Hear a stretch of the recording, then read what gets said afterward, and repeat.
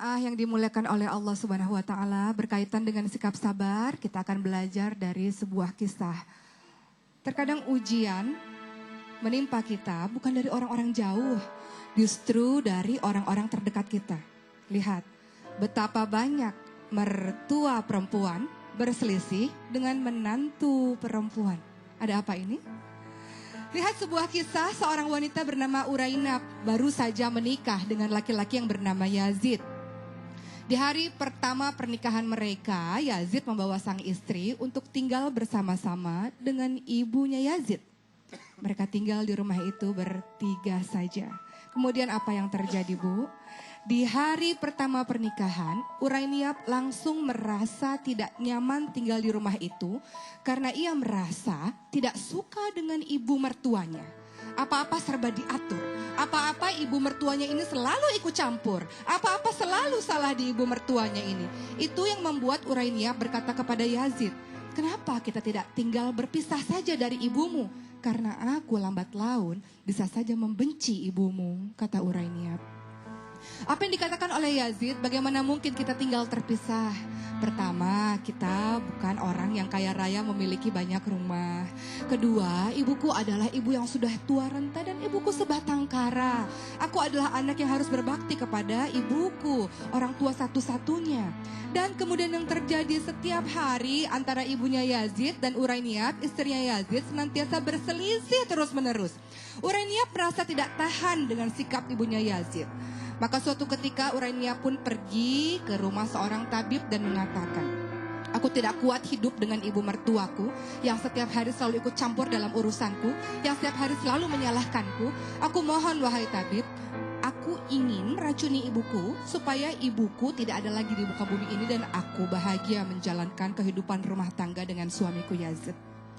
Maka sang tabib itu pun memberikan segelas yang katanya racun untuk meracuni ibu mertua dari Urainab. Tapi sang tabib berpesan kepada Urainab, "Urainab, setiap hari engkau taburkan, engkau berikan minuman racun ini kepada ibu mertuamu dengan satu syarat. Tiap hari engkau lakukan dengan rutin, karena kalau mendadak pasti orang akan mencurigaimu. Dan jangan lupa untuk senantiasa berbuat baik kepada ibu mertuamu, supaya kalau terjadi apa-apa mereka tidak curiga terhadapmu. Patuhi semua kata-katanya, dengar kata-katanya, merendah dirikanlah terhadapnya, hormatilah dia, sertakan semua dirimu terhadap dirinya, dan layani semua kebutuhan-kebutuhan dari ibu mertuamu," kata tabib ini.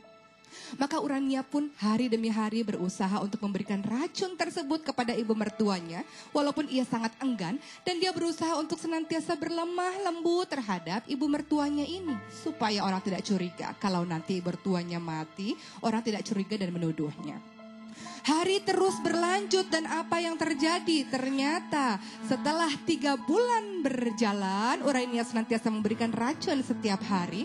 Di hari terakhir, Urainab tak sengaja mendengar sang ibu mertua memuji-mujinya di hadapan Yazid. Ibu mertuanya mengatakan, "Yazid, aku tidak tahu apa yang terjadi dengan perasaanku ini. Aku sangat sayang sekali terhadap Urainab, istrimu itu. Selama 3 bulan terakhir ini dia sangat berbuat baik terhadapku. Dia sangat lembut terhadapku. Dia melayani kebutuhanku. Ya Allah, ternyata istrimu itu, wahai Yazid, aku telah berburuk sangka. Dia sangat baik terhadapku. Dan jagalah istrimu itu baik-baik. Dia istri yang sangat solihah, wahai Yazid," kata sang ibu. Maka berderailah air mata dari Urainab. Kemudian ia menangis dan berlari menuju ke rumah tabib dan mengatakan, "Tabib, tolong aku, berikan penawar racun dari mertuaku ini. Aku tidak ingin membunuhnya. Ternyata ibu mertuaku sangat menyayangiku. Aku menyesal karena meracuninya. Berikan penawar, wahai tabib. Berikan penawar agar dia tidak mati, wahai tabib," kata Urainab dengan bersungguh-sungguh dan berurai air mata. Sang tabib mengatakan, "Kenapa? Apa yang terjadi dengan ibu mertuamu?